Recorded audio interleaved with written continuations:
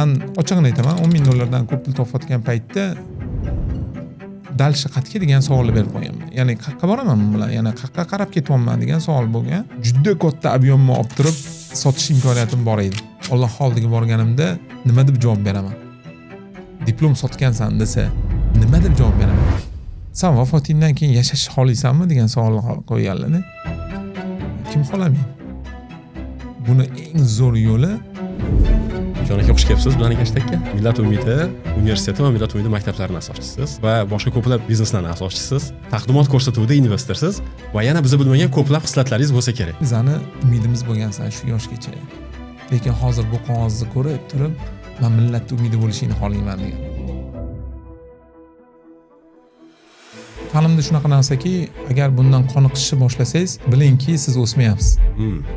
O'shaning uchun ta'limda qoniqish o'zi asli bo'lmasa ham kerak. Nima qilish kerak o'zbek universitetlari jahon reytinglarida birinchi o'rinlarda chiqishi uchun? Mustaqil bo'lganimizdan keyin tan olib aytishimiz kerak, bu korrupsiya bo'ldi. Diplom olish birinchi prioritetga chiqqan. Endi savol berdim men, nimaga desa, hozir kuladigan joyini aytib beraman. Mana farzandimni uylantirayotgan paytimda buni diplomi bor deyish prioritetda bo'lgan ekan. Diplom sotish ham bor. Aytaylik, bor shunaqa universitetlar. Men otini ham aytishim shart emas, lekin diplom olish uchun o'qish bu eng katta xato. Chunki kimnidir ishga olayotganimda, masalan hozir mingdan oshiq odam ishlasa, men diplomiga qaramayman. Hech qaysi tadbirkor qaramaydi deb o'ylayman. Men har bitta narsaga realniy qarashni xohlayman. Qanaqa desangiz? Suhbat shunchalik berilib ketdimizki, savollarni o'qishga umuman vaqt bo'lmabdi. Lekin zo'r bo'ldi, ko'ringlar albatta. Birinchi savol, tirik kitob bilan hali ham aloqa bormi? Menga bitta voqea trigger bo'lgan. Juda ham qattiq trigger bo'lgan. Nima bo'lgan desa, onamlarning tug'ilgan kunlari, tabrikladim onamlarni, tug'ilgan kuningiz bilan deb. Yig'lab o'tiribdilar. Menimcha salla ham eslasalaring, bir oy eslasalaring kerak dedilar. Shunaqa jahlim nimadan chiqdi desangiz, siz $1 million topsangiz ham yoki $10 million topsangiz ham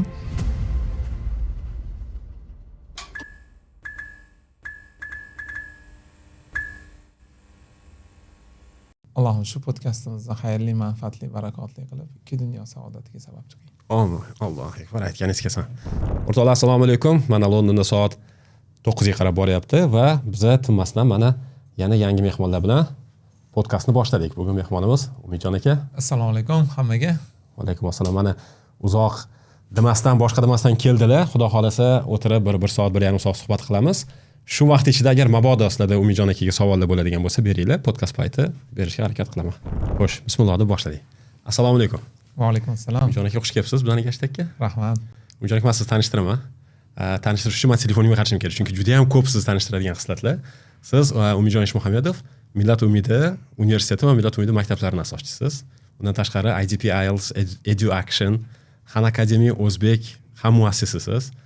Kimyo.uz, Aroma Air va boshqa ko'plab bizneslarning asoschisiz. Sobiq auditorsiz, YouTube'chisiz, o'zingizning YouTube kanalingiz bor. Taqdimot ko'rsatuvida investorsiz va yana biz bilmagan ko'plab xislatlaringiz bo'lsa kerak. O'shangiz o'zingizni nima deb tanishtirasiz?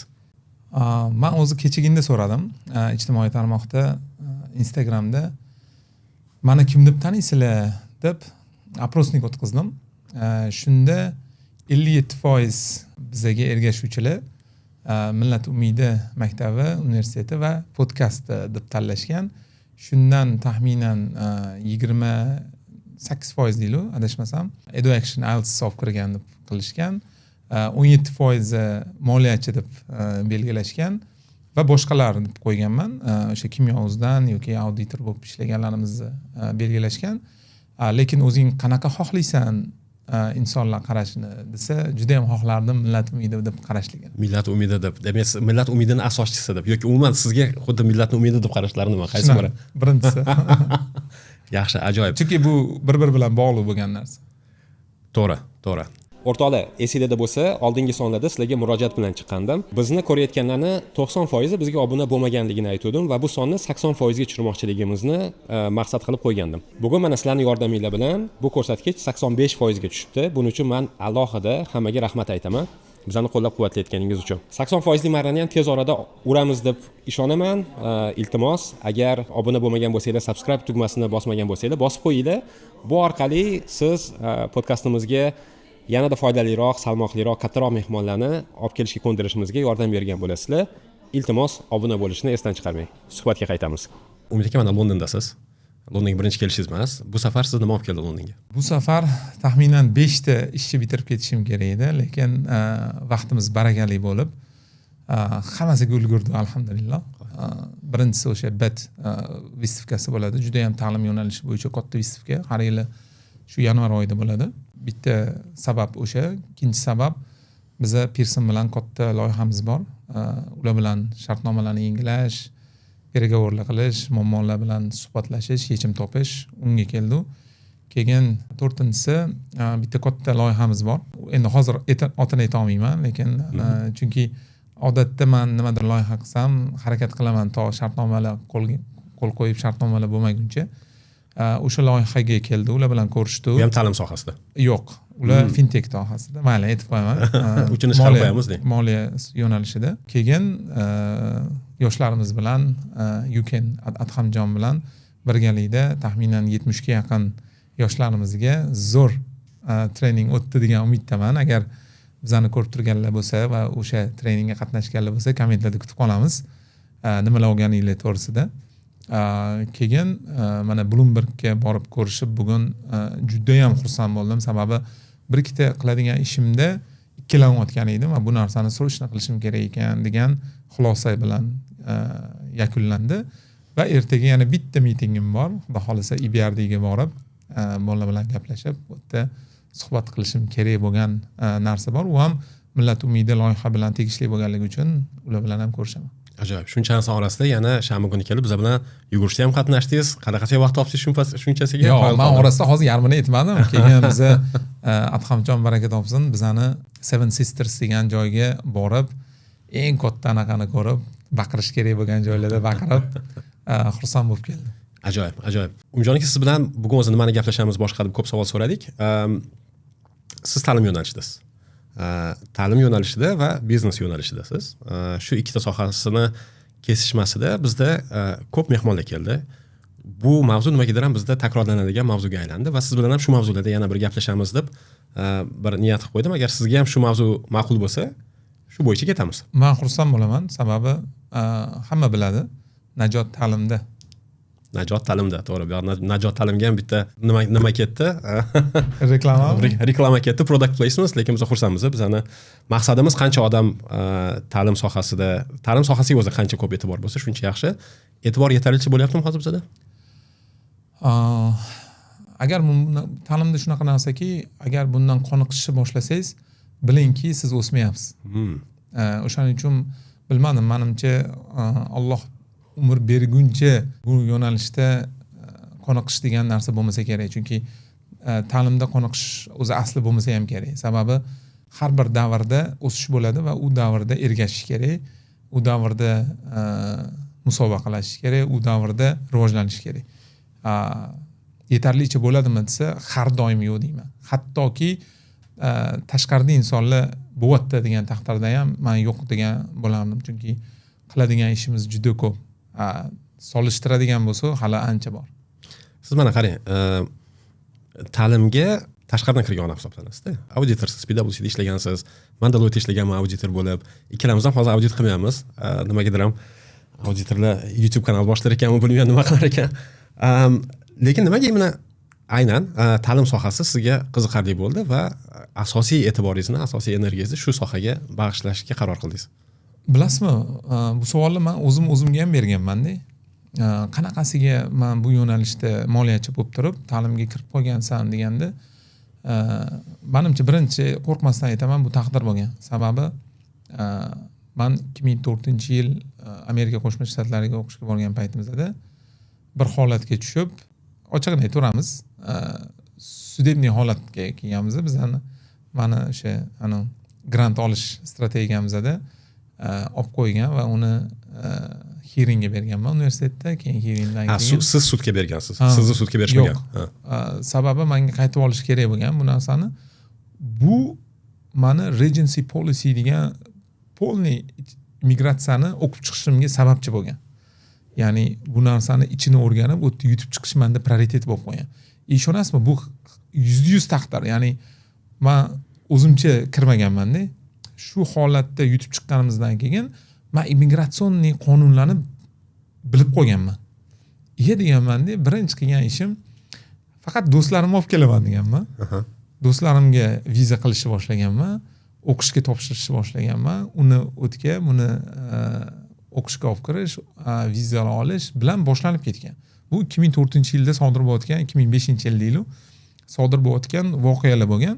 Bu ya'ni tadbirkorlik ham bor buning ichida. Bu havas tekinga qilgan narsalaringiz emas, to'g'rimi? Yo'q, do'stlarimizni tekinga qilganmiz. Ya'ni yo'lni ko'rib olgandan keyin, keyin uni jiyani chiqishni boshlagan. Keyin anaqa, keyin u vaqt sarflaydi.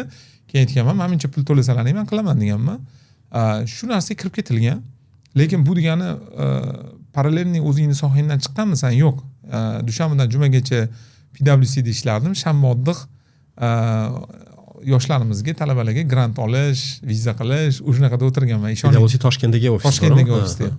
Lekin bu Amerikada boshlangan. O'sha Amerikaga do'stlarimizni olib kelganmiz, choyxonalar ham o'sha yerda bo'lardi. Rosa qiziq voqealar bilan boshlangan. Keyin menga bitta voqea trigger bo'lgan. Juda ham qattiq trigger bo'lgan. Nima bo'lgan desa, buni ko'p joyda gapirganman. Bir bola meni aeroportda ko'rishib qolganman. U qarindoshini green card yutib olgan ekan, o'shani jo'natayotgani ketgan. Men o'zim Amerikaga uchib ketayotgan bo'lganman 2012-yilda. Shunda u bola mendan bitta savol so'ragan. Uydaga sizga o'xshab Amerikaga borishim uchun nima qilishim kerak desa, u paytda endi TOEFL edi, TOEFL topshirganmiz biz. TOEFL bilan SAT topshirgan deganman. U nimaga yozishni bilmay salfetkaga yozgan. Ya'ni qog'oz yo'q edi, borganda salfetka olib kelganda salfetkaga yozgan. Keyin e-mailimni berganman, gaplashib turganmiz, yo'l yo'ruvni ko'rsatganman va juda katta balogan. Ya'ni bemalol Garvardga topshirsa bo'ladi, TOEFL ham, SAT ham. Keyin u bolaga yordam berishni boshlaganman parallelni. Hech qanaqa pulga emas u, chunki uni ko'zidan hattoki men o'zimni kredit kartochkamni berganman. Amerikada u pulli bo'lmay ketgan paytda men mashina borib ishlatib, faqat joyiga qo'yib qo'yganda iltimos qilganman. Viza olgan, kirgan, hamma narsa bo'lganda keyin ular buvisi, bobosi, buvisi deylik, ular biz uyiga taklif qilgan ketishdan oldin. O'sha voqea menda life change burilish nuqtasi bo'lgan. Burilish nuqtasi bo'lgan. O'sha yerda o'sha buvalari shunaqangi duo qilgan. O'shanda touch qilganda, men nima qilaman o'zi auditda. Mamutda men vahshiy katta qiymat qo'sha olar ekanman. Rosa katta qiymat bor bu yerda. Mayli, nima bo'lsa ham shu liniyaga kiraman degan holat bo'lgan. Agar shu duolar qabul bo'lsa, men hamma PwC'da erishgan anaqalarimga almashadigan darajada bo'lganda, shunaqa touch qilgan. Shu narsa menga katta trigger bo'lgan va 2013-yil yanvar oyida EduAction degan korxonaga asos solganmiz. Va adashmasam EduAction O'zbekistondagi hozir ingliz tiliga bo'lgan munosabat qanchalik o'zgarib ketishiga asosiy poydevorlardan bittasi bo'lgan. O'zbekiston mana TOEFL deydi, IELTS bo'lmasdi, to'g'rimi? Men o'zim litseyda o'qib yurgan paytlarimni boshdan eslayman. Hamma faqat TOEFL ga tayyorlanardi. Hozir O'zbekiston TOEFLda menimcha biladiganlar juda ham kam bo'lsa kerak, hamma joyda IELTS. 1-2%. Va bunda sizni hissangiz katta. Endi bunga o'zi hissasi IELTS'ga birinchi konsul olib kirgan, u 20 yil bozorni o'rgatgan. Faqat meniki desam noto'g'ri bo'ladi. Lekin katta qiymat qo'shganmisan desa, albatta qo'shganmiz, chunki biz kirib o'tgan paytda taxminan 12 mingta yoki 13 mingta talaba topshirardi bir yilda. Kirganimizdan keyin mana hozir 100 mingdan oshiq talaba topshiradi. Ajoyib, ajoyib. Ta'lim va biznes bir qarashda bir-biriga uncha to'g'ri kelmaydigan konseptlarga o'xshaydi, chunki ta'lim degani bizda odamlar baribir ham bu ko'proq xayriya, odamlarning hayotiga bir ijobiy ta'sir qilish, boshqa deyishadi. Biznes deganda pul qilib olish, boshqa nimalarni tushunishadi. Bir-biriga bog'liq narsalarmi? Bir-biri bilan o'sha men aytgandek bir-biriga qarshi keladigan narsalarmi yo ikkalasini birga olib ketsa bo'ladimi? Bu savolni men oldingi mehmonlaringizga berganman. Sizni ham bir javobingiz qiziq bo'ladi. Mani javobim, agar moliyachi deb qarasangiz, g'alati tuyulishi mumkin. Chunki men o'zim niyat qilganman-da. Niyating qanaqa bo'lgan desa, tekin qilish uchun siz shunaqa darajada bo'lishingiz kerakki, boshqa joydan resurs bilan jalb qilishingiz mumkin. Unaqa qilayotgan odamlar ham bor. Lekin biznes ichida kirib kelayotgan paytda bitta maqsad qo'yilgan. Men maktabdan ham, universitetdan ham dividend pul olmayman degan maqsad qo'yilgan. Hola ishonishligi mumkin, hola ishonmasligi mumkin. Nega? Chunki inson qaysidir nuqtaga kelgandan keyin, ko'p pul topish boshlagandan keyin uni yomay qolishini bilib qolar ekan. Bilgandan keyin oddiy misol, men bitta zdaniyamiz bor. O'sha zdaniyadan keladigan arendani men yeb icha olmayman. Nimaga? Chunki ortiqcha. Ko'p. Yeb ichish shart emas-ku. Investitsiya qilib qo'ysa bo'ladi. Endi har xil avlodlar bor, farzandlar bor, ularga bir yaxshi sharoit qilib qo'ysa bo'ladi. Bu tirik qolish nuqtasida bo'ladi-da. Agar tirik qolish nuqtasidan chiqa olmagan odam muvaffaqiyatni darajasini ushlab tura olmaydi. Ya'niki siz $1 million topsangiz ham yoki $10 million topsangiz ham agar shuni ichida ham tirik qolish nuqtasida o'ylayotgan bo'lsangiz, eng katta yutqizuvda bo'lgan odam va u qopqonda deyman. Meni qarashim bu. Hammada har xil fikr bo'lishi mumkin, lekin meni qarashimda shunaqa. Agar shu summalarni boshqa yoqqa yo'naltirish mumkinmi? Desa yo'naltirish mumkin. Endi seni yondoshishing qanaqa desa, men ochig'ini aytaman, $10 million ko'p pul topayotgan paytda dalsha qayerga degan savolni berib qo'yaman. Ya'ni qayerga boraman men bilan? Yana qayerga qarab ketyapman degan savol bo'lgan. Shunda ustozlarimiz o'rgatishgan o'zi asli. Ustozimizni bir gaplari menga rosa qattiq ta'sir qilgan. Aytganlarki, Umidjon, sen vafotingdan keyin yashashni xohlaysanmi degan savolni qo'yganlar. Kim xohlamaydi? Han deganimdan keyin buni eng zo'r yo'li ta'limda deganlar. Xohlagan universitetini ol, xohlagan Cambridge ol, Oxford ol, Harvard ol, hammasi shu liniyada yashab kelayotgan 700 ming yilmi, masalan 1209-yil ochilganmi Cambridge, hozirgacha yashayapti-da. Demak, uni sababchilari bo'lgan-ku hozir tarixda. Yoki bizani shu Buxoroni olgan, Samarqandni olgan, qaysi universitet ko'p yashaydi, o'sha universitetda imkoniyatli, seni yashash imkoniyating ko'p bo'ladi. Vafot etganingdan keyin ham hattoki. Keyin men tahlil qilishni boshlaganman. 2002-yildan o'sha 2018-yil atrofida hisoblaganman. 2016 ekan. 2002dan 2016gacha Fortune 500 deydi. Ya'ni top dunyodagi 500 ta zo'r kompaniyalarni taxminan 60% 2002-yilda bo'lgan kompaniya 2018da yo'q, 2016da bo'lmagan. Lekin universitet darajasida yoki maktab darajasida olsangiz, uni yashash davri juda uzoqqa qarab yurgan. Agar hozirgi topayotgan pulni masalan qo'rqmasdan agar hisoblasam, men dom qurardim-da. Dom qursam, meni imkoniyatlarim, meni foyda yo'nalishlarim katta chiqishi mumkin edi. Xo'p, unaqa bo'lmagandan keyin, unaqa maqsad qo'yilmagandan keyin bu yoqda yoki ya'ni boshqa bizneslarimda qilayotgan pulni ham maktabga, universitetga qarab yo'naltirilyapti. Hozir universitet o'zini o'zi qoplaydimi xarajatlarni? Agar u taraflarni ochish sir bo'lmasa. Hozir o'tdik, lekin oldingi yil adashmasam, yo'q, undan oldingi yil 2023da taxminan $69 ming minus bilan chiqqanmiz. Lekin hozir plusdamiz. Lekin bu plus ham nimaga qarab yo'naltiriladi desa, mana hozir ijtimoiy tarmoqda Bloombergga olamiz deymiz. Keyin unga zdaniyalarni ko'paytirishimiz kerak, qurib ketishimiz kerak. Qisqasi yaxshi niyatda qiyomatgacha yashasin degan strategiya qo'yilgan. Xudo xolasa, xudo xolasa. Cambridge haqida gapirdingiz. Bu yerdagi universitetlarni misol keltirayotganda, endi Britaniyadagi eng qadimgi, eng mashhur universitetlardan bittasi Oxford Cambridge. Sizni boshlagan tashabbusingizdan o'zi boshida Cambridge universiteti deb tanlangandi, keyin rebrand qildingiz, Millat umidi deb. Ismni tanlashingizga birinchi o'zi sabab nima edi, keyin rebrandingga sabab nima bo'ldi? Bu o'zi ko'p joyda aytmaganman, lekin bu yerda aytkim kelyapti. 26-oktyabr kuni onamlarning tug'ilgan kunlari. Men pastga tushib tabrikladim onamlarni, tug'ilgan kuningiz bilan deb.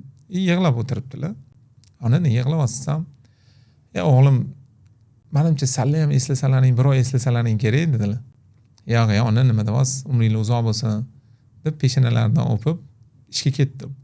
Va yo'lda borib birinchi qiladigan ishim hozir universitetga registratsiyani qilaman va onamlarni 50%, adamlarni 50% qo'yaman-da, shu universitet yashaguncha yashashadi degan maqsad qo'yganman. undan oldin lekin Cambridge International College degan anaqamiz bo'lgan.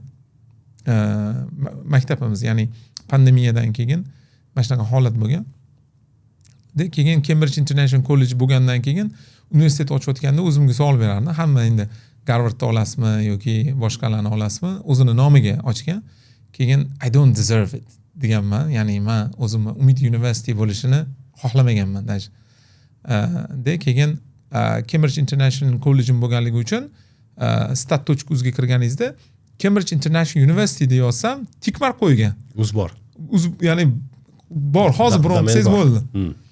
Menga qiziq bo'lgan. Voy, kollejim bor, endi universitetim bo'ladi va shunaqa nomlayman-da ketaman. Hozir shu bilan ketishim menga qiziq. Chunki Cambridge patentlar bo'lmaydi, даже London, Angliyada Cambridge bo'lsa ham bu shahar oti bo'lganligi uchun siz bemalol ishlatishingiz mumkin. Hech kim hech narsa demaydi. Bu patent bo'lmaydi. Ya'ni Cambridge universitet qo'ysangiz ham Cambridge universiteti sizga da'vo qila olmaydi. Shunaqami? Menimcha yo'q.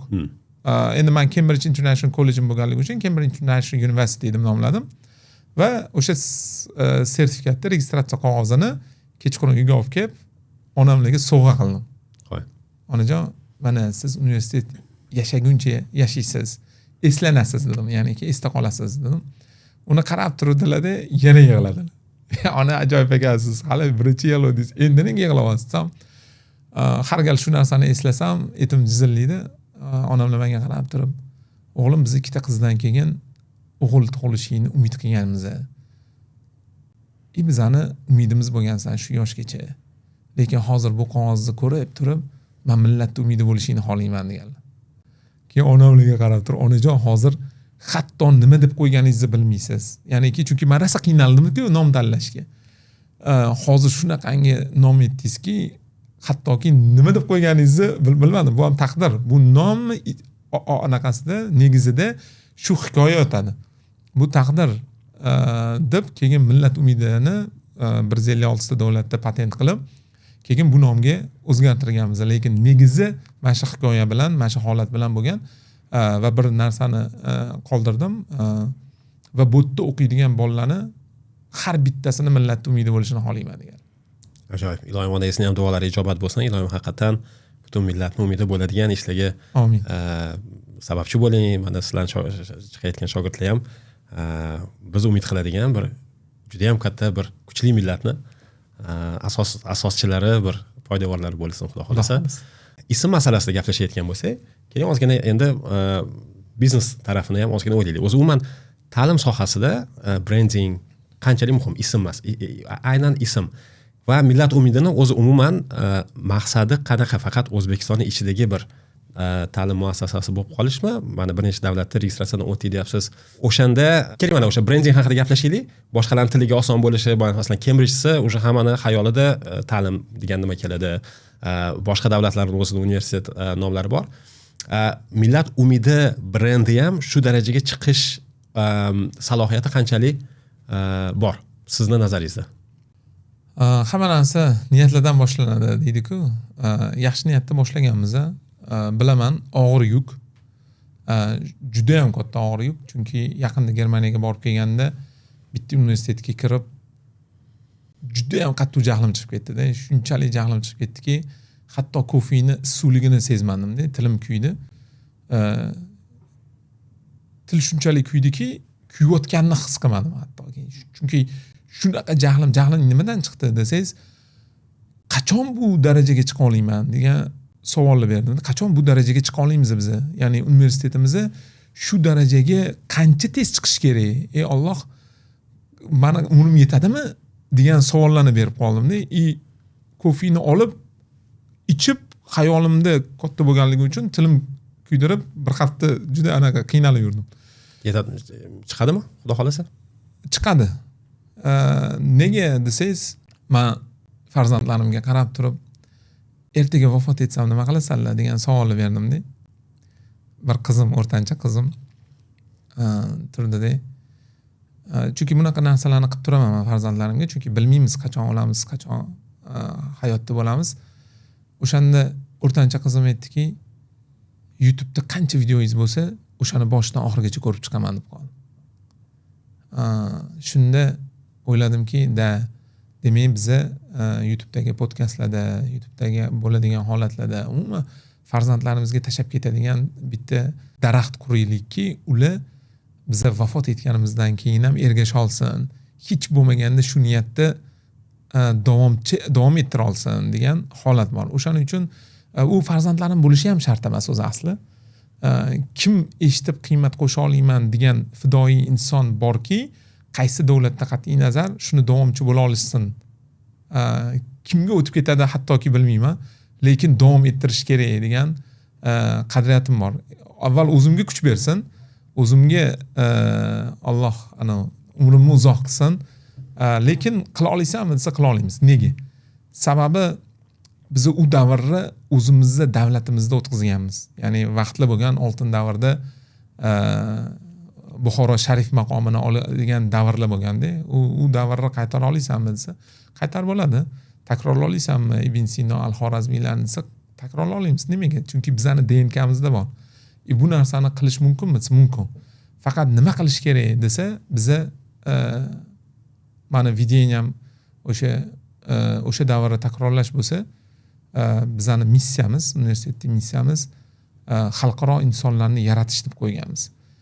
Nega unaqa qo'ygansan desangiz, chunki o'sha davrdagi insonlarni, olimlarni hammasini ko'targan paytimizda bitta javob bo'lgan, qaysiki hech qaysiligi O'zbekistonda qolib o'sha darajaga erishmagan ekan. Bu nima degani desa, global insonni yaratish uchun biza safar qildirtirishni birinchi maqsad qilganmiz va ularni qaysidir vaqtli kelib, qaytib kelib O'zbekistonga o'zini hissasini qo'sha oladigan darajaga olib chiqildi. Biz ham qaytib keldik, nima qildi? Nimadir qilyapmizmi?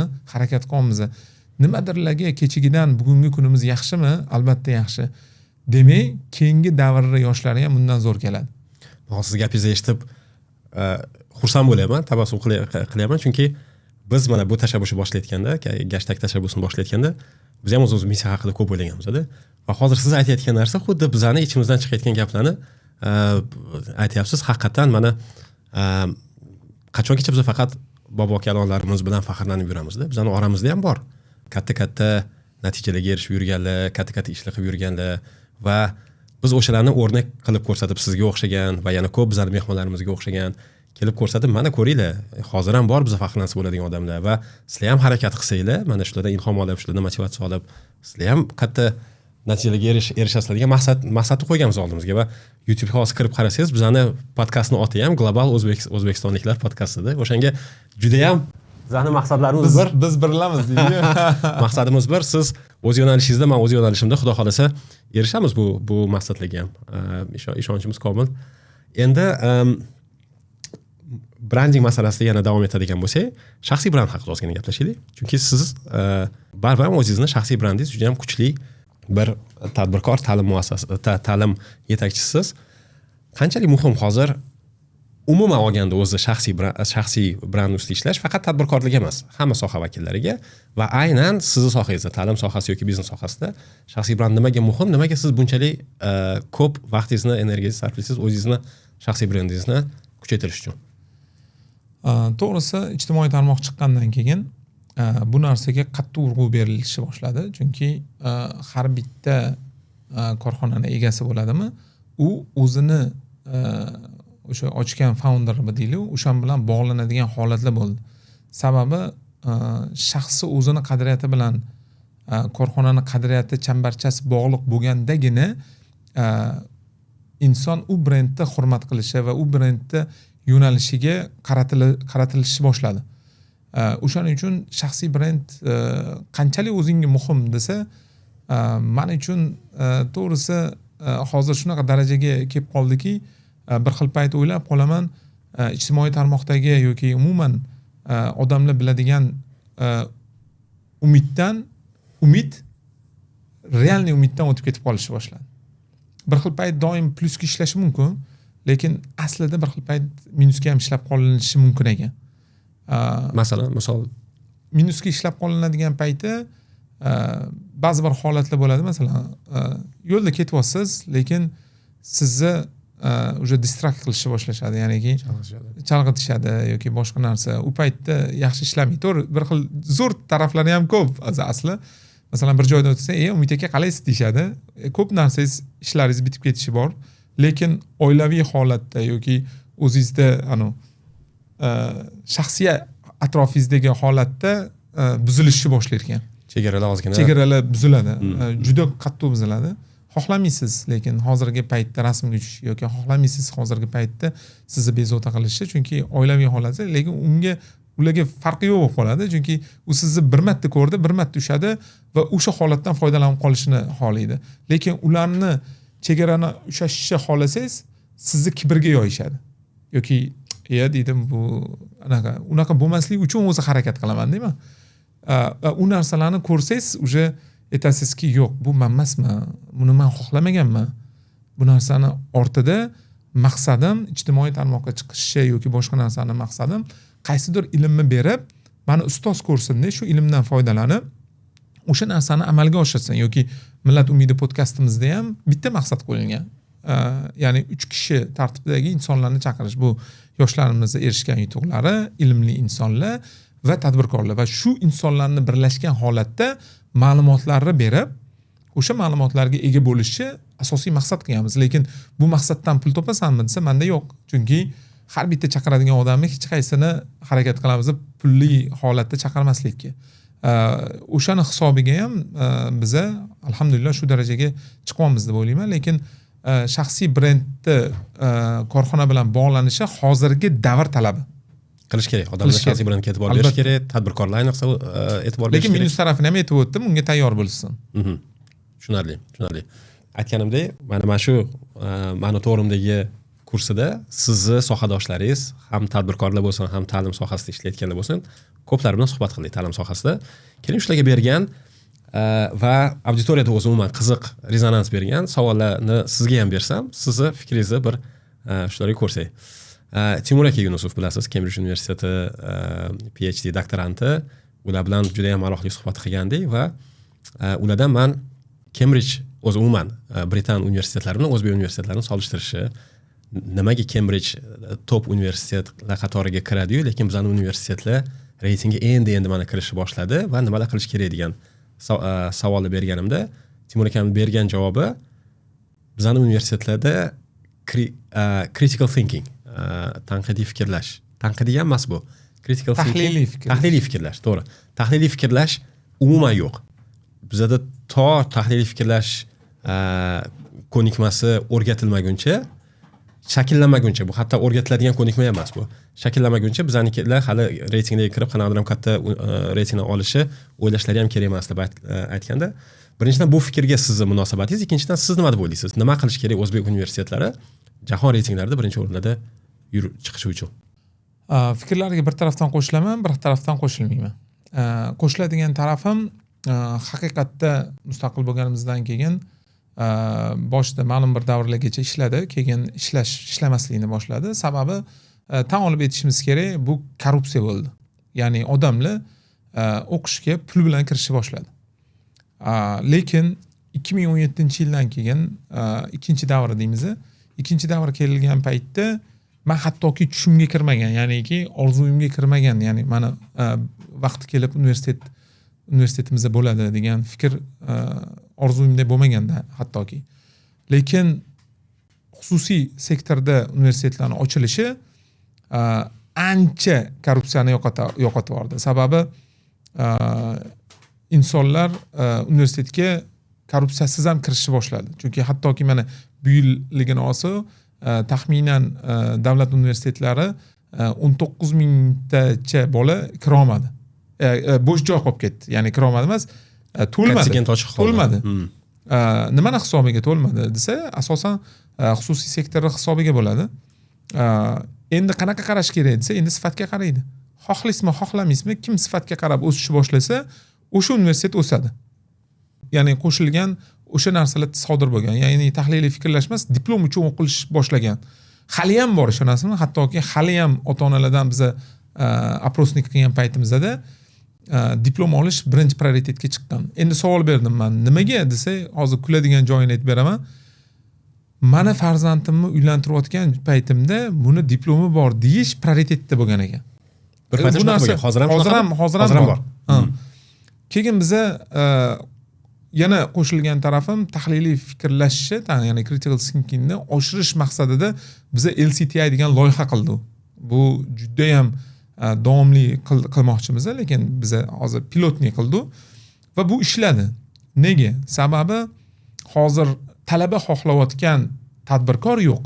Ya'ni talabalarimiz ko'p, hammasida diplom bor.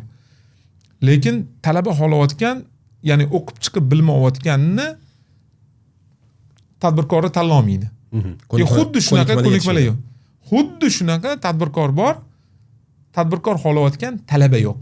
O'rtadagi bo'shliq nima desa, haligi Temur aka aytgandek, tahliliy fikrlashni yetishmovchiligi, ya'ni o'rtada katta bo'shliq bor. Va bu bo'shliqni to'ldirish uchun tahlil qildik. Xalqaro o'sha Cambridge oldi, Amerikada universitetlarni oldi. U yerda fraternity degan narsa bor. Ya'ni birodarlik deydi, agar o'zbekchaga tarjima qilsak. Birodarlik degan klublar bor har xil va bu klublarni universitetimizning ichida bolalatishni boshladik. Bu klublar odamlar birlashadi bitta maqsadda va uni rivojlantirishga harakat qiladi.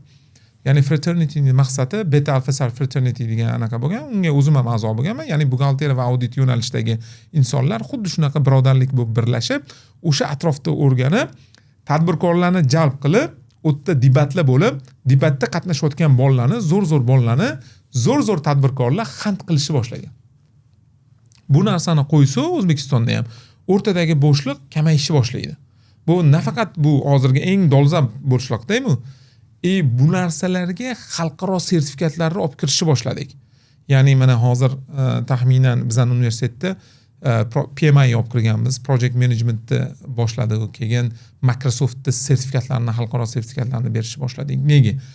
Chunki birinchidan missiyamiz shu bilan bog'langan, xalqaro talabalarni ko'paytirish. Ikkinchisi, hozirgi aytib o'tgan bo'shliqlarni kamaytirish, chunki tadbirkor xohlayotgan narsa diplom emas. Tadbirkor skill xohlayapti. Tadbirkor o'sha tahliliy fikrlash xohlayapti. Tadbirkor ish buyurganda o'sha PMIdagi proyektlarni to'g'ri qila olishni xohlayapti. Shu bo'shliqqa asosan maqsad kamaytirish. To'g'ri, qanchadir paytga kechikyapmiz, lekin plus tarafga yurdimi desa, albatta yurdi. Masalan, hozir mingtalikka kirish uchun harakat qilinyapti. Uning uchun nima qilinadi desa, ularning talablari bor. Bitiruvchilar bo'lish kerak, PhD'lar bo'lish kerak. U PhD'lar tahliliy fikrlash orqali research qilib, o'zini izlanishlarini xalqaro jurnallarda chiqarish kerak. Uni albatta bilamiz va qilyapmiz desa, men albatta qo'rqmasdan aytaman, oldin kecha 1 edim, lekin hozir 3 man. Lekin ertaga 5 xohlayapman. Undan keyinchisi 7 ni xohlayapman, 10 ni xohlayapman. Va bu kelajakdagi 10 yillik rejamizda bor. Qanchalik speed of yurishingiz kerak, ya'ni qanchalik tez yurishingiz kerak desa, biza yorug'lik tezligida yurishimiz kerak. Men hattoki yugurish ham sekin deb bilaman. O'zbekiston sharoitida sekin deb bilaman, lekin o'zgaryapsizmi desa, qo'rqmasdan aytaman, o'zgaryapti. Bu narsalar bo'lyaptimi desa, bo'lyapti. Nafaqat bizning universitetda, umuman hamma universitetga harakat qilamiz bu narsalarni qo'yishga. Mana betga keldi, qanchadan qancha odamlarni ko'ryapmiz. Nega? Chunki ular ham ko'ryapti, qayerda o'sish bo'lyapti, qayerda ergashish bo'lyapti, qanaqa yuramiz. Lekin bitta zo'r plus tarafi bor. Cambridgega yeta olasizmi degan savol berishadi. Cambridgega yoki Harvardga yoki MITga. Har doim bitta strategiyam bor hayotda. Do it faster, do it better deydi. Qancha tez qilsang, qancha zo'r qilsang, shunchalik tez yugurasan. Ya'ni qancha katta bo'lib ketgan korporatsiyalarda byurokratiya katta bo'ladi, ko'p bo'ladi. Ya'ni kichkina kompaniyalar yoki kichkina universitetlar katta universitetlarga qaraganda tezroq yuguradi. Bu tezlik bilan yetib olish imkoniyati bor. Hattoki o'tib ketish imkoniyati bor. Maqsadda qanaqa qo'yish kerak desa, Hojiboy Tojiboyev gapi bor-ku, shunaqa maqsad qo'yginki, yugurganingdan keyin do'ppini olib turib, yetib olganingdan keyin yana otgin deydi-ku, xuddi shunaqa bo'lishimiz kerak. Boshqacha yo'limiz ham yo'q o'zi. Aslimni tegini olib kelsa, orqaga qarashda qo'rqinchli bo'lsa ham yoki oldida yetib olishda qo'rqinchli bo'lsa ham take it, ya'ni harakatingni boshla. Maqsad realistik ham bo'lish kerakmi? Albatta. Yoki bizlarda naql bor-ku, tog'dek so'rasang tuyadek beradi deb katta qo'yib yuborib, lekin yarim yo'lgacha yetib olsa mayli degan nimami? Zo'r narsa qildingiz, chunki bu meni dardimga aylangan hozir. Shuni kecha treningda ham gapirdim. Shuni bu yerda ham podkastda ham gapirgim kelyapti. Ya'ni bu savol bilan nimaga ahamiyat berayotganingizni bilaman-da, nimaga urg'u berayotganingizni ham his qilaman. Nimaga desa, chunki bizda o'sha realistik yo'qolganda va u realistikka olib kelish uchun rasa harakat qilma, qanaqadir virus kerak menga. O'sha virusni shunday qo'ysakda insonlar realni qarab, realni fikrlashni olib kelsa. Men oddiy misol keltiraman. Buni bilan nima demoqchisan desangiz, bizda omadga, bizda taqdirga, bizda baxtga tayanib yashash ko'proq. Boyagi tahliliy fikrlashda mana aytayotgan nimamiz. Ya'ni tahliliy fikrlashdan ko'ra ko'proq bizning qo'limizda bo'lmagan narsalarga ko'proq umid qilamiz. Ya'ni omad keladi, hozir omad keladi deb turib lotereya o'ynaydi. Uni hisob kitobini qilmaydi yoki qancha ehtimollar nazariyasida uni 0.001 kelayotganini bilmaydi. Bilishni ham xohlamaydi eng qizig'i. Ikkinchisi omadga deb turib yoki taqdirimda yo'q ekan deb bahona qilishadi yoki-da menga ertaga keladi baxt deyshadi. Masalan-da bunga ishonish kerak. Bizning dinimizda bunga ishonishga undaydi. Lekin bizdagi xato bunga tayanishni boshlashyapti. Va bu narsa xato. Ya'ni sabablar yig'indisi natijaga teng emas. Okay, men bunga qo'shilaman. Qaysi natijaga teng emas desa, kutilgan natijaga teng emas.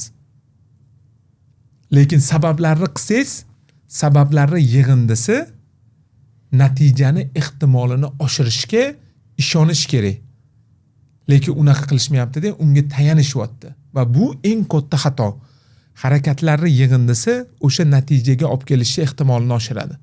Buni shu joyini qayta eshitishligini xohlardim. Ya'ni natijaga tayanish emas, natijaga ishonish kerak va bu ishonch orqali sabablarini qilish kerak. Va bu sabablarni qilish sizni realistikka olib keladi. Bu dinimizda ham xuddi shunaqa o'rgatgan. Oy, senga aql berdik. Allohga tavakkal qil, lekin otingni bog'lab qo'y. Faqat tavakkalni bizda 1 oy, 2 oy, даже 1 yil oldin qilishadi-da. U noto'g'ri.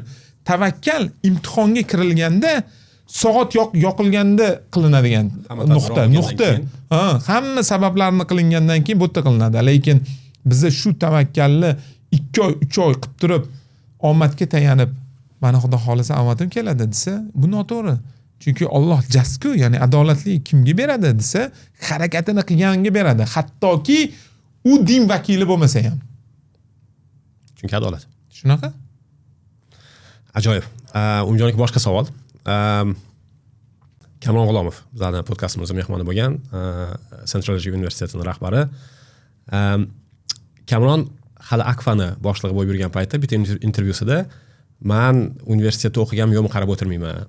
Menga o'sha ko'nikmalar boshqasi bo'lsa bo'ldi deb aytganda va shu savolga keyin rektor bo'lgandan keyin o'ziga berdim. Shunaqa degandiz, hali ham shu fikrdamisiz deb. Kamron hali ham shu fikirdaman dedi. Hali ham universitet men uchun muhim bo'lmagan sohalar ko'p dedi. Men uchun universitet muhim bo'lmagan sohalar ko'p dedi. Sizlar Millat umidi nima yo'nalishlarda dars berasizlar? Bizda 5 ta fakultet bor. IT, biznes, moliya, turizm va o'qituvchilik yo'nalishi. Kamronning aytishi bo'yicha xato qilish riski, xato qilish xatari katta bo'lgan sohalarda diplom kerak, universitet kerak. Meditsina, injineriya va hokazolarda. Biznes va shunga o'xshash sohalarda diplom shart emas hali ham degan fikrni aytdi. Siz bunga qanaqa qaraysiz? Men hattoki universitetimga borib aytaman bu narsani. Hattoki manfaatlar to'qnashuvi bo'lsa ham, biz universitetda o'qitayotgan bo'lsa ham, agar kimda kim diplom uchun o'qiyotgan bo'lsa, xato qiladi deyman. Har doim. Nega? Keyingi 5 yilda, 10 yilda qaysidir filtrdan o'tish uchun diplom kerak bo'ladi o'zi. Nega? Davlatga kirmoqchi bo'lsa yoki boshqa joyga kirmoqchi bo'lsa, nimadir qilmoqchi bo'lsa, bu yerda bitta filtr bor. Haligacha. Lekin bu filtr уже yo'q bo'lib ketyapti. Keyingi 5 yilda bu filtr bo'lmaydi. Ya'ni qatqadir ishga kirmoqchi bo'lsa, birinchi diplomi bormi? Masalan, 100 ta odam topshirsa, diplomi bor odamlar 10 ta bo'lsa, 10 ta diplomi bor o'tadi. Ya'ni diplomning qanaqadir qiymati bormi desa bor. Endi ko'p pul topish uchun, ko'p oilasini boqish uchun u diplom chegara qila oladimi desa yo'q. Ya'ni naviklar, ya'ni o'sha bilishi, qo'lidan nimadir kelishi eng muhimi. To'g'ri, teoriyani beradimi? Boshqa narsani o'rganadimi? Desa o'rganadi. lekin universitet bu muhit yaratadigan joy deb qarashligini xohlayman. Ya'ni aqlli insonlarni bir joyga to'plab bu muhitni yaratib turib, o'sha teoriyalarni o'rganib, uni amaliyotda qo'llash uchun eng zo'r joy deyman. Lekin diplom olish uchun o'qish bu eng katta xato. Chunki kimnidir ishga olayotganimda, masalan hozir 1000 dan oshiq odam ishlasa, men diplomiga qaramayman. Hech qaysi tadbirkor qaramaydi deb o'ylayman. Shu savolni Muzaffar Jalolovga ham berdim. Inxaning sobiq rektori, hozir diplomatiyada prorektor bo'lib ishlayapti. Muzaffar aka bilan gaplashayotganda biza Diplomat nashrida chop qilingan bitta analitik maqolani men ko'tardim. U maqolada O'zbekistonda umuman oliy ta'limga ishonch yo'qolayotgani haqida gap ketgan. Ko'pchilik yo abituriyent yo o'qishga kirib tashlab ketgan talabalar yo abituriyentlar bilan suhbat qilingan va sabab nimaligini o'rganishgan. Sabablardan asosiysi bu o'sha diplomga bo'lgan ishonch yo'qolgani, diplom hozir shart emas. Ikkinchisi sifatga bo'lgan ishonchsizlik va ayniqsa xususiy universitetlar ko'paygandan keyin ta'lim sifati, ta'lim darajasini juda ham tushib ketgani. Xuddi shu savol Hikmat akaga ham berdim. Hikmat aka endi baribir ham Tim universiteti, shaxsiy universitetlarni birinchi ochilgani va Hikmat akaga qanaqa sizda ozgina bo'lsa ham sense of guilt deydi-yu, shu floodgate ni ochib yubordinglar, shaxsiy universitetlarni nimasini ochib yorib, boshqalarga o'rnak ko'rsatib, bu yoqda ham mana zo'r biznes ekan, pul qilsa bo'lar ekan deb hamma ta'lim tushunmagan hammani bunga olib kirib, umumiy oliy ta'limni sifatini tushirishga va odamlarni bunga nisbatan ishonchini kamayishiga sabab bo'lib qoldim degan narsa bormi sizlarda deb so'radim. Va shu savolni sizga ham so'rayman. Yo'qmi unaqa bir xususiy universitet hozir yaxshi biznes ekan? Chunki baribir sizni, Hikmat akani, Zafar akani, boshqalarni odamlar birinchi navbatda tadbirkor sifatida taniydi. Undan keyin mana universitet ochdi, boshqa debdi. Va tadbirkorlikka qiziqadiganlar nima qiladi? Bizada O'zbeklarda qon bor, u mana Umijon kiribdimi? Demak, bir narsa bor, men ham kirishim kerak deydi, to'g'rimi? Shunaqa deb, ya'ni ko'p sizni ham konkurentlaringiz boshlagandir. Xullas, qisqa qilib aytadigan bo'lsam, shaxsiy universitetlar oliy ta'limni sifatini tushiryaptimi bizda? Hikmat akalar ham men u yo'lda deb o'ylamayman. Endi biznesga men u maqsadda kirishgan deb o'ylamayman. Chunki Hikmat akani Tim universiteti ochilgandan keyin, litsenziya olishgandan keyin, menimcha 3-4 oy yoki 5 oydan keyin biz olganmiz. Parallelniy olingan anaqa. Bitta narsa bu yerda xususiy sektor bozorga kirgani bu foyda bo'lgan deb bilaman.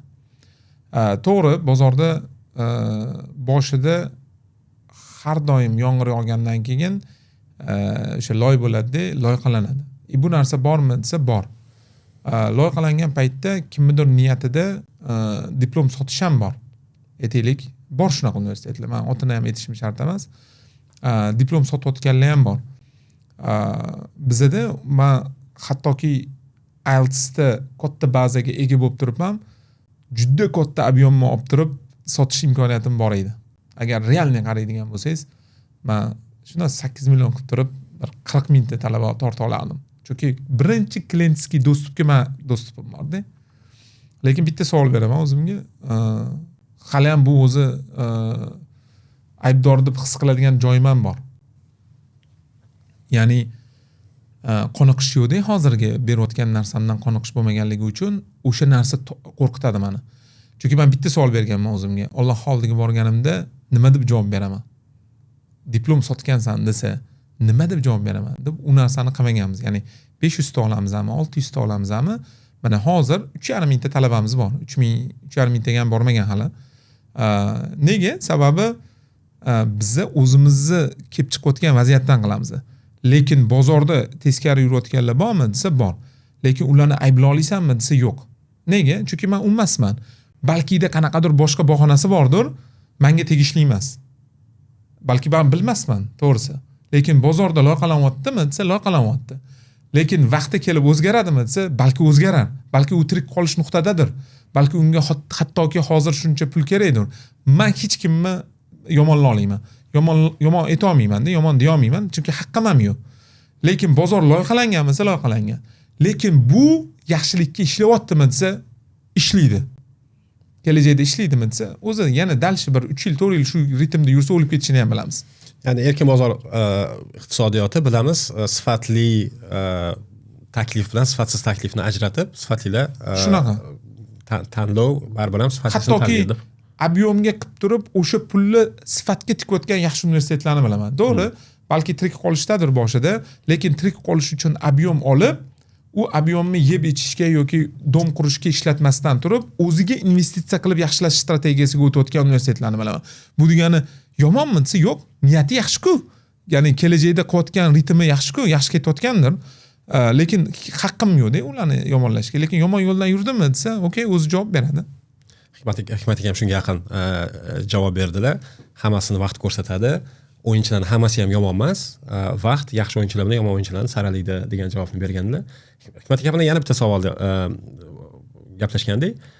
Peter Druckerni 70-yilda yozgan bir maqolasida 30 yildan keyin universitetlar o'ladi degan analizini gaplashgandik va umuman olganda o'zi universitet konsepti qanchalik bu uzoq muddatli konsept. Hozir dunyoda o'zgarishlarning tempini ko'rib turibmiz. Texnologiya bo'lsin, boshqa geopolitik narsalar bo'lsin o'zgarib ketayotgan. O'zi universitet ham biznes sifatida ham mana siz oliy maqsadlar dedingiz, mana ota-onamning nomi uzoq vaqtga qolsin deb aytyapsiz. O'zi universitet degan narsa uzoq muddatda qoladimi? Mani qarashim bo'yicha universitetda strategiyasi o'zgaradi. Ya'niki hozirgi o'qitilayotgan sistema sun'iy intellekt kirgandan keyin kelajakda o'zgarishiga aminman. Lekin ta'lim yo'nalishida ta'lim berilar ekan, bu baribir yashaydi. U qanaqadir funksiyasini yoki formatini yoki shaklini o'zgarishi mumkin. To есть o'zgara olmaydigan universitetlarning o'lib ketayotganini hozir ham ko'rib turibman. Ya'ni bir davlatga bordim va u yerda universitet sotilyapti. Nimani hisobiga desa, xuddi dinozavrga o'xshataman-da. Dinozavrlar nima o'lib ketdi desa, chunki elastik bo'la olmadi, o'zgara olmadi. O'zgara olmagan narsa universitet bo'lmaydimi nomi? O'ladi. Ya'ni dinozavr bo'la oldimi, o'ladi. Dinozavr bo'lmasdan moslashuvchanlikka, o'zgaruvchanlikni qabul qila oladiganlar yashaydi. Lekin bu nimaga yashaydi universitet bo'lib desa, chunki ta'lim beruvchi joy bo'lganligi uchun yashaydi. Faqat funksiyasi, formati, yo'nalishi, strategiyalari o'zgarishi kerak. Ya'ni zamonga moslashish kerak. Hikmat aka Tim universiteti, Hikmat aka ham shunga yaqin javob berdilar. Universitetlar ko'rib olib kelsam bo'larkan degan. Moslashish kerak. Universitet moslashadi, u moslasha olgani qoladi va Tim universiteti yashab qoladi deb aytdilar. Millat umidi yashab qoladimi kelajakda? Yashab qoladi. Moslashib oladimi? Moslashadi, chunki o'zim elastikman. Ajoyib. Mendan keyingi insonlar ham boshqaruvchilar elastik bo'lishini talab qilamiz, chunki aytaman o'sha dinozavrga qo'l taqqoslayman, we are not dinosaurs. Ozgina endi tadbirkorlik haqida ham gaplashaylik. Chunki shuncha sanab o'tgan sifatlarimiz ichida siz ham investor sifatida ham mana hozir tanilmayapsiz. O'sha mana taqdimot ko'rsatuvida chiqyapsizlar, har xil startaplarni baholayapsizlar. O'zingizning qancha bizneslaringiz bor va biznes tomonidan ham ko'p bilim olsa bo'ladi sizdan. Kamronga yana qaytadigan bo'lsak, Kamron endi baribir tadbirkor, universitetning rahbari bo'lgan bilan undan so'ragan savolim tadbirkor va boshqaruvchi ikki xil narsami yo bir xil narsami? Va siz ko'proq tadbirkormisiz yo boshqaruvchimisiz? Endi tadbirkor ham boshqaruvchi xislati bo'lsa, uni kalibri katta deb bilaman. Agar tadbirkor faqat tadbirkor bo'lib turib, boshqaruv bo'lmasa, bu tadbirkor emas degani emas, faqat u kichkina kalibrda yurgan bo'ladi deb qarayman. Chunki tadbirkorlikni eng katta xislati bu asli pul topish, korxona ochish emasda. Ya'ni siz A nuqtadan B nuqtaga chiqmoqchi bo'lsangiz, birinchi pul topishga qaratasiz va qanaqadir pul topasiz. Bu tadbirkorlik. Bu tadbirkorlikni kichkina yo'nalishida. Lekin siz B nuqtadan C nuqtaga chiqmoqchi bo'lsangiz, sizdan eng katta talab qiladigan narsa jamoani boshqarish.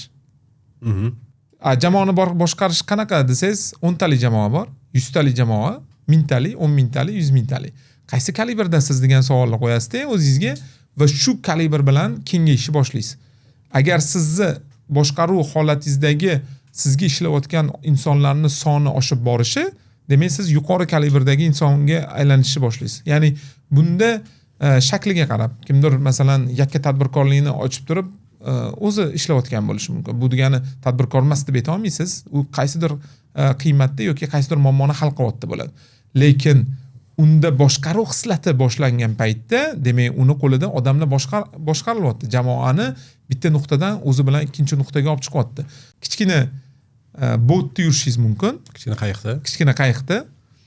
Keyin katta 10 tali qayiqqa o'tishingiz mumkin, keyin kemaga o'tasiz, keyin Titanic bo'lishingiz mumkin. Qaysi birini boshqarayotgan paytingizda siz bitta o'zingiz bo'lganda ham qayiqda boryapsiz, lekin jamoa bo'lganingizda ham katta qayiqqa o'tyapsiz, lekin Titanic bo'lganda u yerda 100 mingta odam ishlaydi. O'shaning uchun uni boshqarish kerak.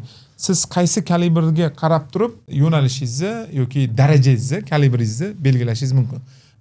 Men qo'rqmasdan aytardimki, ikkaloviga ega bo'lgan odam katta tadbirkor deydimi? Kichkina tadbirkorlar ham bor. Qaysiki 5 ta yoki bitta o'zi bilan ish qilayotgan. Qaysi bir kuchliroq bo'lishi kerak. Mana sizdan adashmasam ham tadbirkorlik ham boshqaruv ko'nikmalari bor. Lekin siz ko'proq o'zingizni tadbirkorni bilasizmi, boshqaruvchini bilasizmi? Ikkaloviga qarardim. Nega? Birinchi sababi, birinchi tadbirkor bo'lib kirganman. Haqiqatda 24 kvadratni olib, bitta o'zim ishlaganman. Alhamdulillah hozir mingdan oshiq jamoamiz bor. Lekin mingdan oshiq jamoaga o'sha darajadagi boshqaruvchi kerak. U boshqaruvchini qilish uchun 18 ming, 20 ming dollar borib, neurosciencelarni o'qib kelganmiz. Bu nimaga beradi desa, demak bizani bir nuqtadan ikkinchi nuqtaga chiqishimizga va o'sishimizga sababchi bo'ladi. Hozir qanaqa qaraysan desa, men ikkalovini qarayman, lekin boshqaruvchi degan holatda menda piramida shakli bor. Ya'niki men tepada bo'lgandan keyin jamoam bor, direktorlar bilan gaplashaman va direktorlarning qo'lida menejerlar bor. Menejerlar bilan gaplashiladi, menejerlar keyin jamoa bilan gaplashadi. Bu strukturani doim qurishga harakat qilganman. Hozir ham harakat qilaman qurib borishga. Qaysi birini qaraysan desa, o'sha demak men hozir 1000 ta jamoa boshqaruvchi, shakllantiruvchi inson deb qarashingizni xohlardim yoki qarashligini xohlardim. Jahongir bilan gaplashdik, Po'latov. U ham aytgancha Cambridge, uni ham nimasi aytgan, bu sizlarni biznesingizda bir xil ism bo'lishi bu tasodifmi yo boshida birga boshlaganmisizlar? Yo'q, bu tasodif. Sababi biz endi 2013-yil bron qilganmiz. Hali Jahongir adashmasam Cambridge'ni ochmagan edi. Ya'ni Cambridge.uz'ni men boshida bron qilganmiz. Endi men deganim o'zi jiyanim qilgan, unga aytganman, bron qilib qo'ygin deb. Bron qilganmiz, keyin Jahongir o'zi so'ragan, lekin menga Cambridge.uz boshqa maqsadda, ya'ni Cambridge pasti eng ko'p sertifikatini O'zbekistonga biz tarqatamiz. Ya'ni Amerikada, Angliyadagi Cambridge eng xalqaro sertifikatlarni O'zbekistonda beradigan biz bo'lganmiz. O'shaning uchun Cambridge.uz'da o'sha CELTA, TKT boshqa loyihalarimiz bo'lganligi uchun men olib qo'yganman. Lekin bu balkim tasodifdir. Jahongir eslaganim, Jahongir bilan aynan hozir siz bilan bungacha gaplashayotgan mavzuda gaplashganmiz. Bu biznesda tizimlilik, sistemali boshqarish va Jahongirdan so'ragan savolim hozir Cambridge Jahongirsiz ishlay oladimi degan savolni berdim. Shu savol sizga bersam, hozir Millat umidi va siz boshqa bizneslaringiz sizsiz faoliyat olib bora oladimi? Olib borilyapti. Agar sizni boshqaruv savolingiz bunga bog'langan bo'lsa, unda tadbirkorlik emas, siz investormisiz yo korxonangizni boshqaruvchimisiz deb berilsa, siz CEOmisiz yoki foundermisiz? Mana shunaqa.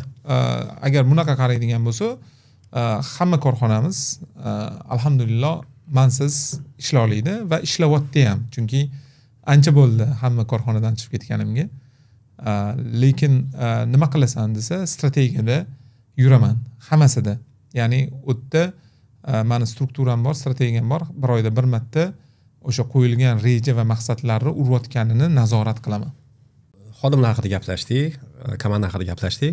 O'zi umuman sizni nazaringizda bitta juda tajribali, juda ham qimmat xodimni ishga olish yaxshimi yoki 5 ta o'rta miyona o'sha pulga 5 ta o'rta miyona xodim olgan yaxshimi?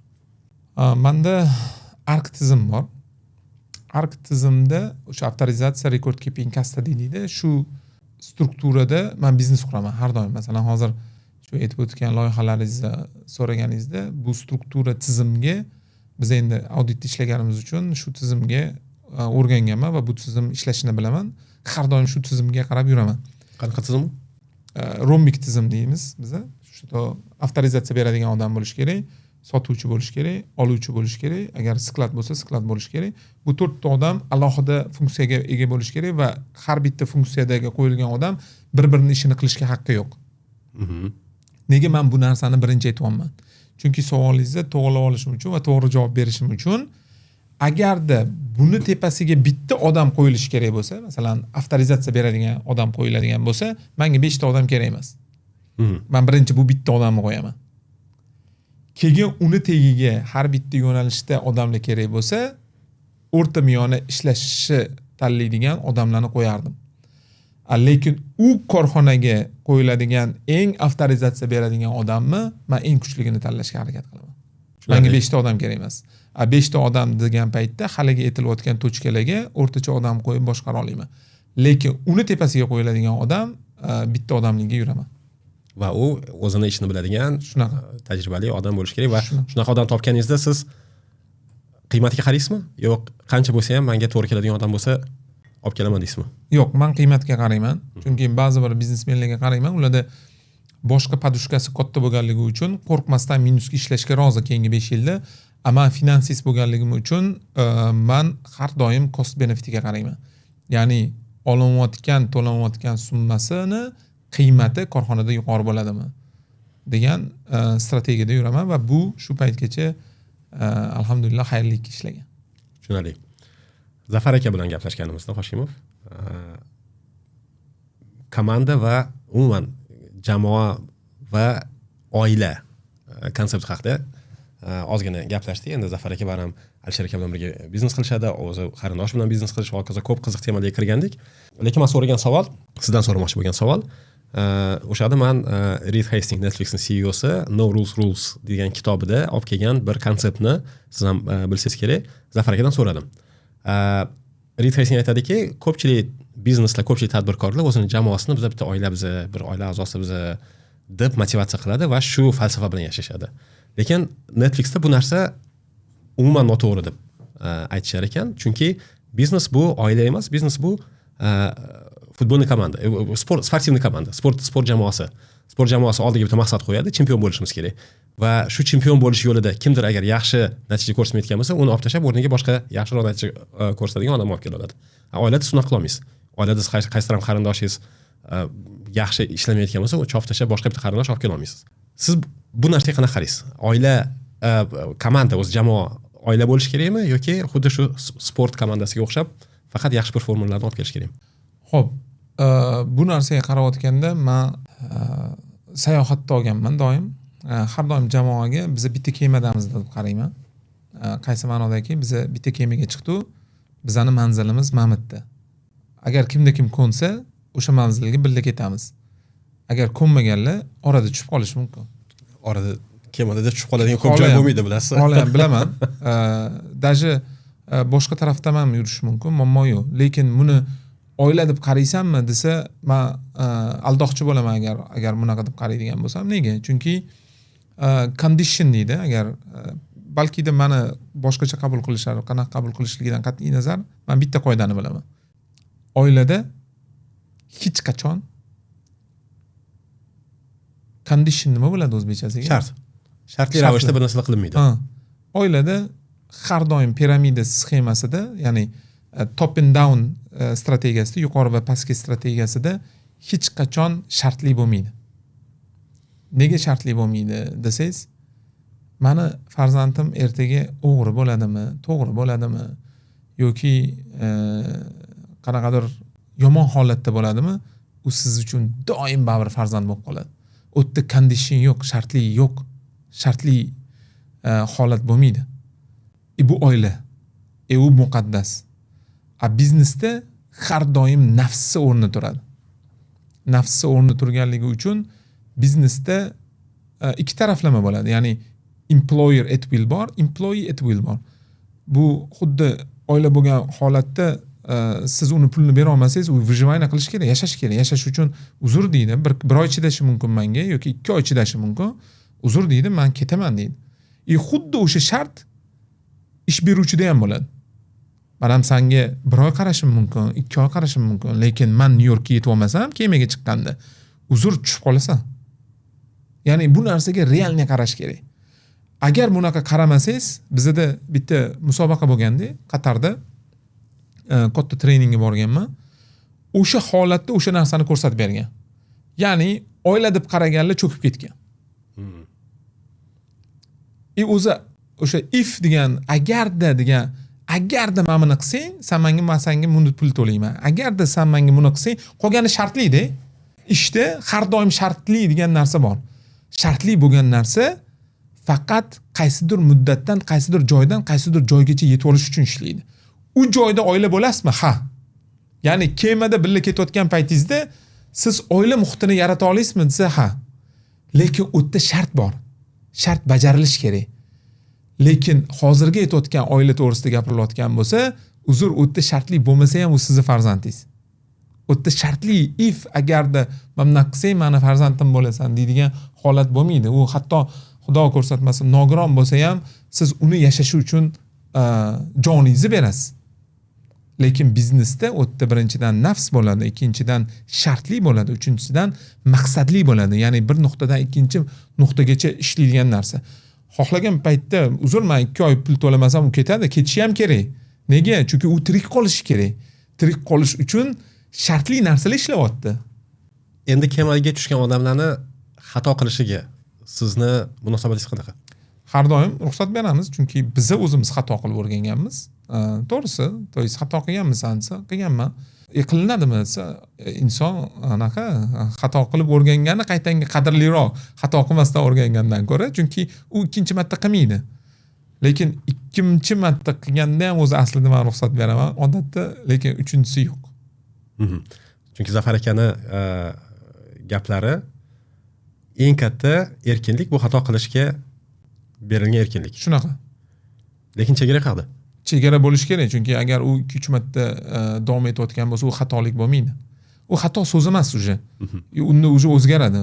Ili maqsadli bo'ladi, ili ko'nikmalari bo'lmaydi, kompetensiyasi o'rmaydi yoki umuman u soha uniki emas bo'lib qoladi.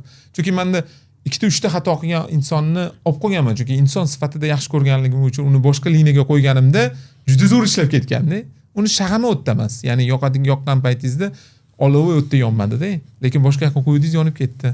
Bu degani normalniy holat. Ya'ni vaziyatdan kelib chiqiladi, chunki har bitta xatoni darajasi bor va uni qabul qilish va qabul qilmaslik joyi bor. Xato qilish u fraudga ham olib kelishi mumkin. Agar fraudligini bilib qolsa, xiyonatga, ya'ni xiyonatga olib kelishi, xiyonatni bilib qolsa, menda chopiladi. Bo'lgan buni holatlar? Bo'lgan. Ko'p bo'ladimi? 7 ta raqam bo'lganda ham chopganman. 7 ta raqam deganda? Ya'ni topadigan pulimiz $1 million da ham chopilgan. Aytib bera oladigan u voqealar bormi? Ya'ni bor, mayli, aytib beraman endi, qog'ozga o'rab. Chunki g'iybat bo'lib qolishiga qarshiman. Ya'ni inson emas, holatda обсуждение qiladigan bo'lsa, bizning proyektimiz bo'lgan, u insonni olganmiz, rosa katta pul tikkanmiz. Hamma narsa zo'r bo'lgan, oxiriga uje kontraktlar ham qo'yilgan va bu 12 milliard summa to'g'risida ketyapti. Bu taxminan $1 million dan oshiq bo'lgan o'sha paytda. Keyin u o'zini tanishlari deyli, juda yaqin tanishi orqali, boshqa odam orqali bizani o'ylab topgan, birga qilgan g'oyamizni kopiya qilgan. Biz bu yerda sotyapmiz va uni arzon narxga boshqa joydan olib kirgan. Baxtimga u olayotgan inson "Voy" deb menga aytgan. Endi nima qilamiz? U insonsiz biz qila olmaymiz proyektni. Men chopamiz deganman. Menga kerak emas u. Bu hattoki sinov. Voy, raqam katta sifra, yo chopamiz. Yo chopamiz, yo men chiqib ketaman deganman. Chopgansizlar? Chopganmiz. Afsuslanmaganmiz? Yo'q, hali ham afsuslanmayman.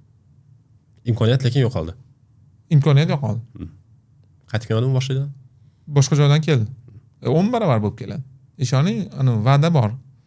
O'shaning uchun men bu narsa даже pulli qiymatida ham emas.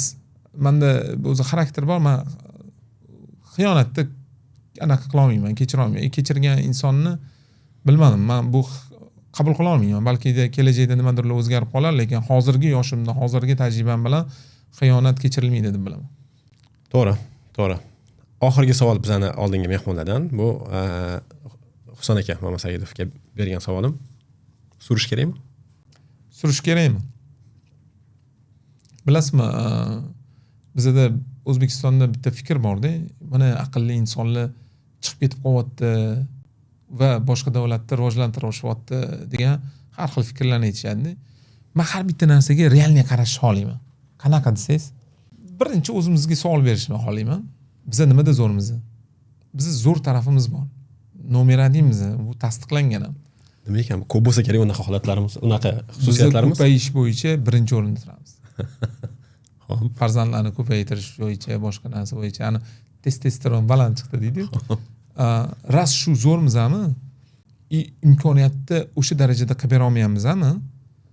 Biza xuddi Xitoyni yoki Hindistonni tanlagan strategiyasi biz uchun ham zo'r tushadi deb bilaman va bu insonlarni tashqariga jo'natishimiz kelajakda O'zbekistonni bundan ham rivojlanishiga sababchi bo'ladi deb ko'p qarayman. Sabab o'zimning tajribamdan o'tgan asoslab bera olaman ham hattoki. Kimdir O'zbekistonda qolib $2000 topyapti, masalan, yoki kelibdir balkim vaziyatga qarab. Lekin kimdirlar bor, $150 million O'zbekistonga olib kirayotgan insonlar bor. Qaysidir paytda surgan u. Lekin nima qilyapti desa, bitta narsaga qattiq ishonaman va yoshlarimizda chet elda yurgan insonlardan talab emas, bu narsani qilishayotganligini ham bilaman. Kindik qoni to'kilgan yurtda, ayniqsa O'zbekistonda, qatta bo'lishidan qat'iy nazar baribir investitsiyani jo'natadi. Va bunga asoslarim va raqamlarim bor agar kimdir ishonmayotgan bo'lsa va bu narsani bilaman. Nima degani bu desa, tashqarida turib O'zbekistondan bo'lgandan ko'ra katta qiymat qo'shyapti deb qarash kerak. Bu narsani qilayotganlar bor. Hattoki PhD'ni bitirib, katta korxonalardan kelib, hamma moliyaviy holatini tirik qolishdan o'tib, men faqat O'zbekistonga bitta niyatda boryapman. Men keyingi pokoleniyaga o'zimni olgan ilmlarimni beraman deb qaytib kelayotgan yoshlar bor. Даже ular yoshlar emas, o'zi 40 dan oshganlar, lekin uni moliyaviy holati уже qoniqqanligi uchun, u keyingi o'sish davrida bo'layotgani uchun men o'z millatimga, o'z xalqimga olgan bilimimni va tajribamni beraman deb qaytayotganlar bor. Bularning soni ko'paysin. Bu degani chiqib ketish kerak emas degani emas, ular chiqsin, o'rgansin. Hali aytdim-ku, biz faqat faxrlanish bilan chegaramaylik. Ular faxrlangan insonlarimiz safar qilgan. Safar qilish bu eng katta qiymat qo'shadigan narsa. Ya'ni insonni safar qilishi dunyodagi eng rivojlangan davlatlardagi olgan bilmi-yu tajribasini qaytarib bera oladi. Qachonki u tirik qolish nuqtasidan o'tgandan keyin. Tirik qolish nuqtasidami yashasin o'sha davlatda. Tajribasini olsin, hamma holatini, sharoitini qilsin-da, lekin ichidagi yonadigan tochkasi kelib qoladi. Men qaytib borib O'zbekistonga o'sha qiymatni qo'shaman deydi. Va undan umidvorman. Bir kun kelib eshitishimiz mumkinmi? Umidjon Ishmuhamedov O'zbekistondan ko'chib chiqib ketdi degan xabarni. Unaqa bo'lmasin. Bo'lmasin. Men ich-ichimdan xohlayman, o'zi asli unaqa bo'lmasin. Lekin inson o'zini tirik qolish nuqtasiga olib kelgan qo'rquvi yomon holatga olib keladi va bu holatda bo'lish millat umidini o'ldiradi. Bu narsani xohlamayman. Lekin bu degani global inson bo'lmaydimi desa, yo'q, bo'lsin. Umidjonni boshqa davlatlarga safari cheklanmasin. Hech qaysi davlat, xohlagan davlatga, xohlagan global pasport bo'ladi-ku, o'shanaqasigacha borsin. Bu degani o'zini yurtidan hech qachon uzilmasin. Uzilmagan insonlargina O'zbekistonni haliga aytgandek oltin davrini takrorlaydi. Agar takrorlanmaydigan bo'lib qolib ketadigan bo'lsa, bu o'ldiradi. Men hech qachon xohlamayman. Ajoyib, zo'r javob bo'ldi. Umidjon, gaplashadigan mavzular juda ham ko'p. Lekin zo'r savolni siz berdingiz lekin. Rosa qiynadingiz. Aytganimdek bizani endi aytayman-ku, missiyalarimiz ham bir, dunyoqarash bir, qadriyatlar bir. O'shanga o'tirib men ishonaman, yana bir necha soatlar biz suhbat qilsak bo'ladi, lekin afsus vaqtimiz chegaralangan. Studiyani ma'lum bir muddatga arendaga olganmiz. Bizani podkastda ba'zi an'analar bor. Bu an'analardan bittasi biza kelgan mehmonlardan bizani ko'rib turgan muxlislarga kitob tavsiya qilishni so'rayman. Bitta yo bittadan ko'p kitob. Siz nima kitobni tavsiya qilasiz va nimaga bu kitobni tavsiya qilasiz? Odatda menga ko'p shunaqa savol berilgan paytda qayerda kamchiliging bo'layotgan bo'lsa, o'sha kamchilik to'g'risida yozilgan bestseller deydi, o'sha kitobni o'qigin deb tavsiya qilaman. Odatda o'zimni strategiyam ham shunaqa. Qayerda hozir men Bank 4.0 ni o'qiyapman. Chunki moliya bo'yicha, hozir fintech loyiha bo'yicha menga u kitob juda zarur bo'lganligi uchun. Lekin hozirgi yoshlarga qaysi kitobni tavsiya qilarding desa, Venture Mindset degan kitob bor. O'sha kitobni tavsiya qilardim. Nega? Sababi bir joyga ilm olgani, bilimimni oshirgani borgan paytimda bitta zo'r trigger berdi. Venture Mindset bu IT yo'nalishdagi venture kapitallarga, hattoki o'zbekchasi ham bor. Men kommentariyada yoshlarni yozib qo'yishini so'rardim. Yoshlar agentligi tomonidan tarjima qilishdi. Kommentariyaga silkani qo'yib qo'yamiz, xohlasa kitobga. Bu kitobni o'zimni o'qishimga sabab, hattoki telefonimda notlar yozganman, hozir ko'rsataman. Bir darsga borgan paytimda yetib qoldi. Dunyo keyingi 10 yillikda ikkiga bo'linadi. Ya'niki biznesmenlar bo'ladi, klassik biznes qiladiganlar, hozirgi paytda hamma qilib yurgan bizneslar va virtualniy biznesga aylanadi. Va shu bo'lingan paytda pullar ham bo'linadi. Ya'ni klassik biznesda aytaylik taxminan 1 trillion pul aylansa, virtualniy biznesda 100 trillion aylanadi. Bu hozirgi AI hype'ni ko'ryapmiz. AI larda bo'layotgan narsalar bo'yicha bo'ladi. Keyin menga oxirgi bergan savol qattiq bo'ldiki, Umid, sen qaysi birda bo'lmoqchisan dedi.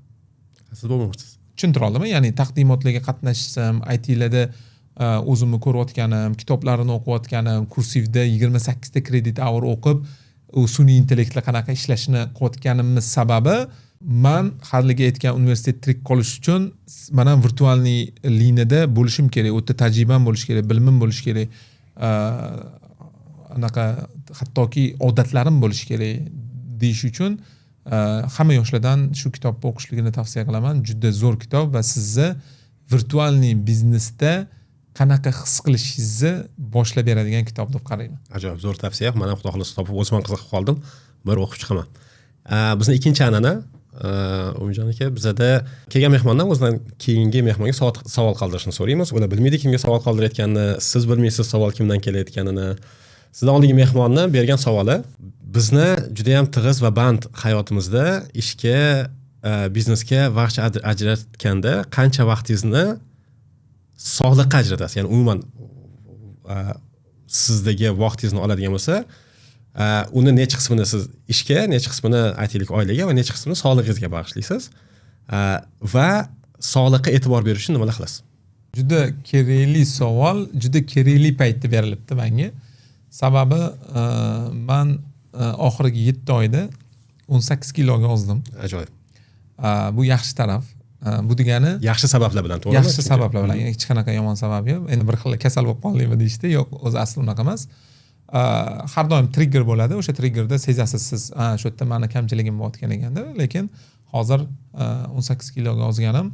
Qanaqa qilib bu ukol unaqa? Yo'q, hech qanaqa, faqat sport, ya'ni dieta, sport yo'nalishi bilan, aktivniy harakat bilan, bu o'sha seshanba, payshanba, shanba kuni yurish, crossfit qilish, bifitga borish, shunaqa narsalarni aktivniy qildim. Va o'zi asli shu sabab ham bo'ldi, yaxshi sabab bo'ldi. Ya'ni hozirgi aytgan korxonalarimizdan chiqib turib strategiyada yo'nalishda ish qilishim. Taxminan aytaylik, bir haftada o'sha har через день deyiladi, kunora 2 soatdan vaqt ajrataman. Bu degani boshqa kunlari nima qilasan desa, boshqa kunlari walking, ya'ni yurib o'tkazaman. Aytaylik, o'rtacha 1 soat, 2 soat har kuni bor. Va bu meni sog'lig'imda juda katta burilish bo'ldi va men ancha o'zimni formamga tushib oldim. Keyin xuddi shunaqa savollar endi men berishim kerak. Keyin bu savolni men o'z javob berdim. Savolga javob berdingiz. Siz o'z savolingizni biz yozib olmaymiz, chunki ko'rgan baram bilib qoladi kimdan savol kelayotganini. O'shaning uchun off the record odatda olamiz nimani savolni. Lekin javobingiz juda ham nima deydi, haqiqatan mana sog'liq o'zi umuman yugurish bu men uchun ham juda ham yaqin bo'lgan narsa. Bilasiz, mana biz har shanba Birgalikda yugurdik. Birga yugurdik mana. Men yugurmadim lekin. Xudo xolasa u nimalar ham bo'ladi.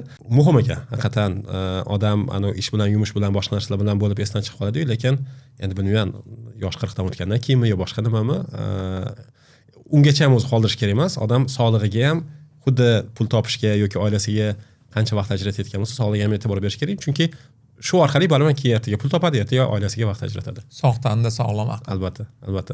Xo'sh, Umidjon aka bilan biz podkast tugatdik. Suhbat shunchalik berilib ketdimizki, savollarni o'qishga umuman vaqt bo'lmabdi. Lekin zo'r bo'ldi, ko'ringlar albatta. Birinchi savolga berilgan savollarga bu yoqda hozir javob berishga harakat qilamiz. Birinchi savol, tirik kitob bilan hali ham aloqa bormi? U odam bilan gaplashib turamiz. Telegramda muomala qilib turamiz. Bilasizmi nima? Endi qaysidir odamlar boshqacha gaplar gapirishgan, lekin bitta narsa, ularni gapirgan gaplarida insonlarni kitob o'qishga undash niyati bor edi va u narsani qattiq mahkam ushlashligini hammadan so'rab qolardim. Rahmat. Umidjon aka, katta rahmat. Rahmat. Juda ham maroqli suhbat bo'ldi. Xudo xolasa yana ko'p gashtag qilamiz deb umid qilaman. Xudo xolasa. Sizni oldingizga qo'ygan hamma maqsadlaringizga xudo xolasa juda qisqa vaqtda erishishingizni tilab qolaman va keyingi suhbatlarda yana katta yutuqlaringizni sanab, eslab o'tish nasib qilsin. Rahmat taklif qilganingiz uchun. Bizani ko'rayotgan hamma yoshlarimizga qaysi fikrda, qanaqa fikringlar bo'lishi juda muhim. Ya'ni rozi bo'lishingiz ham, norozi bo'lishingiz ham, norozi bo'lsangiz nimaga norozi bo'ldingiz, rozi bo'lsangiz nimaga rozi bo'ldingiz, bu narsalarni kommentda yozsanglar, albatta vaqtimiz bo'lganda ko'rib chiqamiz, chunki har doim men bitta narsaga qattiq qarayman, aql yoshda emas, boshda, va bu narsada har bitta insonning fikri men uchun muhim rol o'ynaydi. Ya'niki har doim biz bilimlarni bir-birimizdan ulashamiz va bu kommentlarda yozilgan fikrlar ham doim hozirgi aytgan dardlarimiz yoki boshqa fikrlar ham aytib o'tsanglar, juda ham xursand bo'lamiz. Hammani fikri muhim. Sizlarni o'zi qo'llab-quvvatlashingiz ham muhim. Bizga auditoriyaga Umidjon akaga o'xshagan va yana ko'p salmoqli odamlarni olib kelib, sizlarga foydali bo'lgan suhbatlar qilishimizda sizlarni bitta bosib qo'ygan laykinglar yoki bitta bosib qo'ygan obuna tugmasini bosishinglar yoki yozib qo'ygan kommentariylar o'sha bizga ilhom beradi, o'sha bizga kuch beradi. Albatta. To'g'rimi? Albatta. Katta rahmat. Umidjon aka. Sizlarni yaxshi ko'ramiz. Ana. Zo'r bo'ldi? Yaxshi bo'ldimi? Zo'r bo'ldi. Menga ham yoqdi. Menga ham ajoyib. Qiynab qo'ymadim deb umid qilaman.